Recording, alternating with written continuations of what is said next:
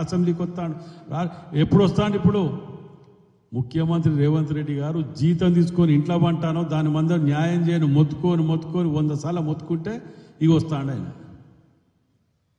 అడగం అసెంబ్లీలో బరాబర్ నిలదీస్తాం చేసిన పాపాలన్నింటినీ. రావాలనే కదా మేము కోరుకునేది మొదటికెళ్ళి.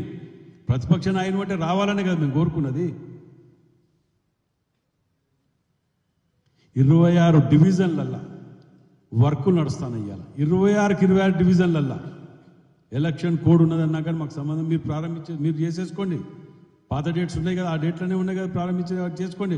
మేము కొబ్బరికాయలు కొట్టి రోజు ఫోటోలు వేసుకొని షోపుటప్ చేయాలనుకోలే.